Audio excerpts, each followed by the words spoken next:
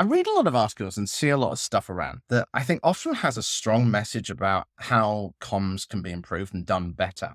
But often we get so focused on these sort of clear articles, which just talk about a clear step by step. And I think sometimes some of the great ideas about human connection can be found elsewhere. And so I wanted to start making a few more videos which look at some of these things that I spot. One of the ones was this rise in the growth of AI avatars of deceased loved ones. Bear with me, it sounds really odd this. It's kind of creepy, but basically they allow a way for people to see, hear, and talk with relatives who've passed away. And this is a burgeoning industry, whether you like it or not. People are buying into this. And I think it unveils a profound insight into what we need as human connections and the shortcomings also of much of marketing today. Now, I'm putting aside the deceased relatives one because I think we could probably talk about that forever. But I think when you look at why people like it, the allure of these avatars transcends the mere grief relief. It taps into a core human need, that craving for consistent presence. We don't like things to stop that we like, that desire to maintain emotional bonds with things that we've developed a bond with, the innate curiosity about the unknown, and that yearning for an interactive two-way communication. We don't just want to be broadcasted at. But can organizations harness AI avatars effectively in this particular case? When the cost is dropping, when you read around about this, yet it's creating a sort of digital persona still demands a pretty significant investment. Plus, there's also some pretty serious risks as well.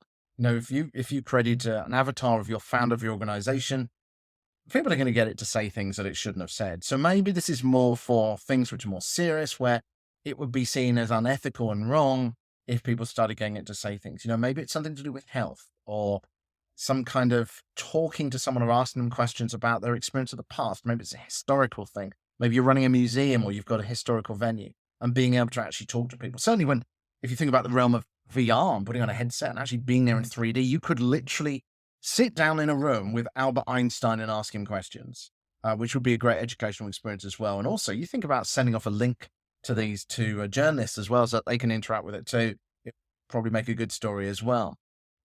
I think the main thing here, though, the real lesson is the irreplaceable value of genuine connection. You know, reflecting on my days in live radio news, the magic lay really in directing, addressing listeners, you know, weaving their narratives, their concerns, their questions into the broadcasting, fostering that sort of dynamic, engaging rapport. You were out on the streets often asking people what they thought, and you got that sense of what it was, and you tried to put that into your broadcast. So what can you take away from this? I mean, to me, I think it's the need to cultivate real dialogue with an audience. It's not about soliciting comments or pushing content. It's not about saying something where you want them to respond in a certain way. It's about having the conversations that they want to have. What is it that they want to talk about? And then responding to that as well. What are their questions? How do they feel about a product? How do they feel about an organization? Rather than just saying, tell us your comments below or something generic like that. I think the intrigue around digital avatars of deceased people underscores this deep-seated human craving for connection. And it begs that question then, why isn't it that this powerful need of us, of me, you, of everyone, this is what we want. We want that connection with organizations. Why isn't it being more widely embraced in communication strategies? And we're still getting very much this one-way broadcasted at kind of marketing. If you're interested in learning more about this kind of thing, I'm looking at this stuff. I'm talking to people that I know. And if you don't know me, I've been a journalist and I've been in PR, all kinds of communications for about 25 years. If you're interested in learning more about this kind of stuff, then check out the Public Relations Podcast.